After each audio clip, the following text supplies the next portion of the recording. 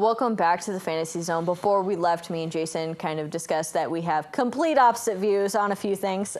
So he's going to tell you now who he thinks would be the better choice to pick up for quarterback off the waiver wire. Not only is it the better choice, Courtney, it is such a riverboat gambling choice that I guarantee this guy is on your waiver line. Nobody has him.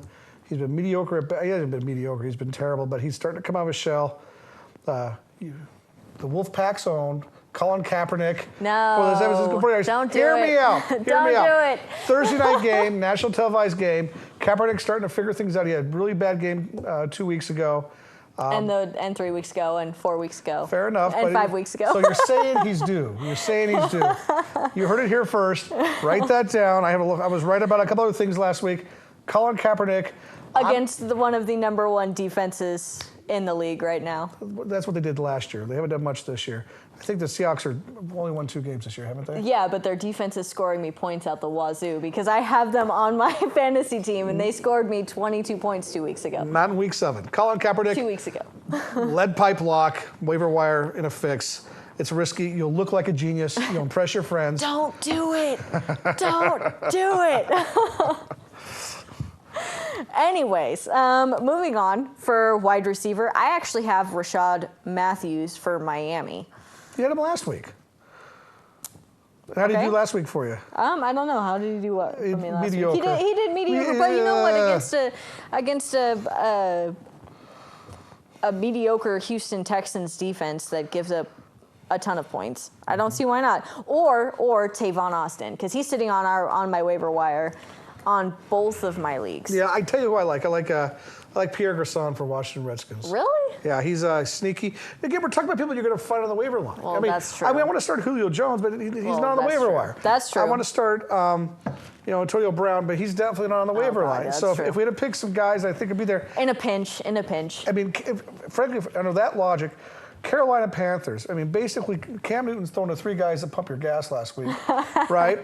I mean, Ted Ginn is his number 1 receiver. I don't even know who that is. He played for Ohio State. But at any rate, they're playing against the Eagles. You know the Eagles don't like to hang on to the ball. They want to score quick.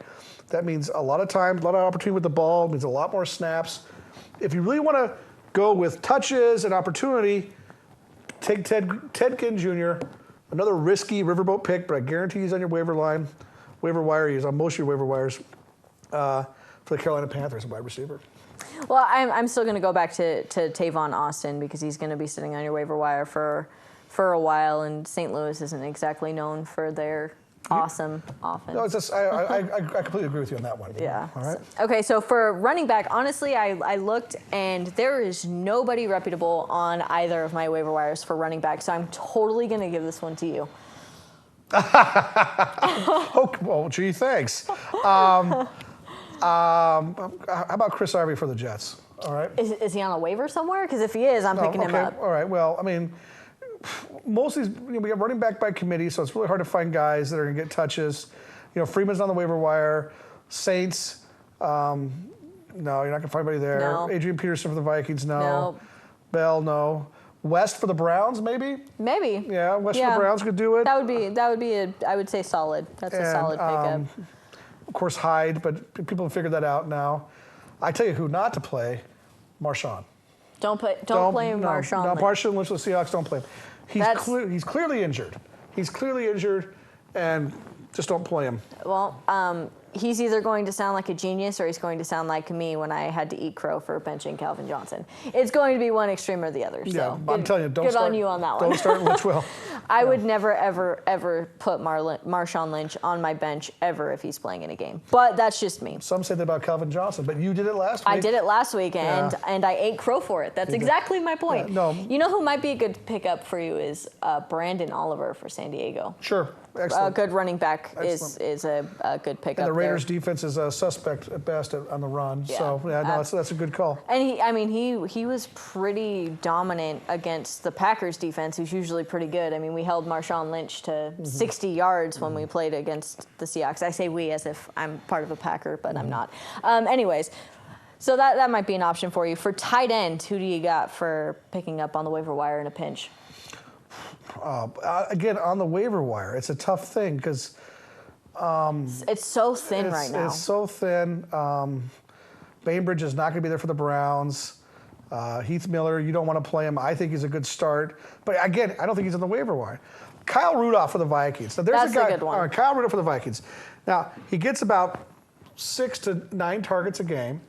And he's a red zone guy. When they're 20, he's been. I'm not saying he gets a lot of touchdowns, but I guarantee you in the red zone they're going to throw it to him at least once in that series. Kyle Rudolph is the tight end I think you should pick up. That's a good one. And I'm going to go against the opponent and say Eric Ebron of the Lions against Minnesota because, again, for the very same reason, he doesn't get a whole lot of touches. But when it's red zone or goal line, he's getting a touch. So, and then I think we've talked about it already for defense. I would pick up the Falcons defense because they're probably going to be sitting on your waiver wire this week.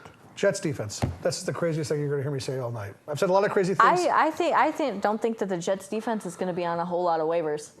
Against the Patriots? Tommy that's Terrific? True. That's true. You know? But I would start the Jets defense any day of the week. So I don't even care if it's against the Patriots right now. But when we come back, we'll have a few more segments for you.